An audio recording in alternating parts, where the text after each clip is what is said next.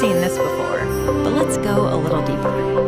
Since the beginning, back when the homepage looked like this, Google has been continuously mapping the web, hundreds of billions of pages, to create something called an index. Think of it as the giant library you look through whenever you do a search for lasagna or anything else. Now, the word lasagna shows up a lot on the web. Pages about the history of lasagna, articles by scientists whose last name happens to be lasagna, stuff other people might be looking for. But if you're hungry, randomly clicking through millions of links is no fun. This is where Google's ranking algorithms come into play. First, they try to understand what you're looking for, so they can be helpful even if you don't know exactly the right words to use or if your spelling is a little off. Then they sift through millions of possible matches in the index and automatically assemble a page that tries to put the most relevant information up top for you to choose from. Okay, now we have some results. But how did the algorithms actually decide what made it onto the first page? There are hundreds of factors that go into ranking search results, so let's talk about a few of them. You may already know that pages containing the words you search for are more likely to end up at the top. No surprise there. But the location of those words, like in the page's title or in an image's caption, those are factors too. There's a lot more to ranking than just words. Back when Google got started, we looked at how pages linked to each other to better understand what pages were about and how important and trustworthy they seemed. Today, linking is still an important factor.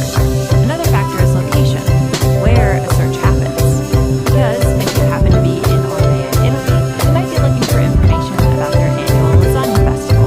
But if you're in Omaha, Nebraska, you probably aren't. When a web page is uploaded is an important factor too. Pages published more recently often have more accurate information, especially in the case of a rapidly developing news story. Of course, not every site in the web is trying to be helpful. Just like with robocalls on your phone or spam in your email, there are a lot of sites that only exist to scam, and every day scammers upload millions more of them.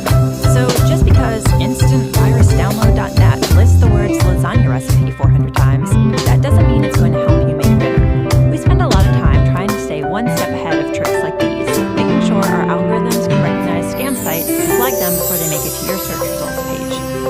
So let's review. Billions of times a day, whenever someone searches for lasagna, or resume writing tips, or how to swaddle a baby, or anything else, Google software locates all the potentially relevant results on the web, removes all the spam, and ranks them based on hundreds of factors like keywords, links, location, and freshness.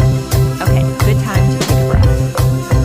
This last part is about how we make changes to search, and it's important. Since 1998, when Google went online, people seem to have found our results pretty helpful. But the web is always changing, and people are always searching for new things. In fact, 1 in every 7 searches is for something that's never been typed into the search box before, by anyone, ever.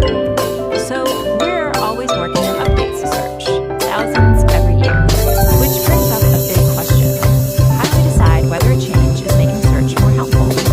Well, one of the ways we evaluate potential updates to search is by asking people like you. Every day, thousands of search quality raters look at samples of search results side by side, then give feedback about the relevance and reliability of the information. To make sure those evaluations are consistent, the raters follow a list of search quality evaluator guidelines. Think of them as our publicly available guide to what makes a good result good. Oh, and one last thing to remember.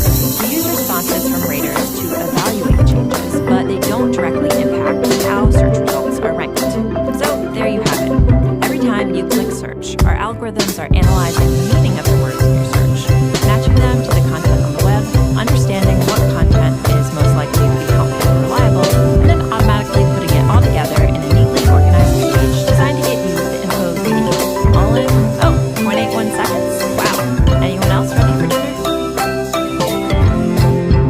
Interested in learning more? We've got a whole website dedicated to how search works. Just click right here. Want to read the search quality rater guidelines for yourself?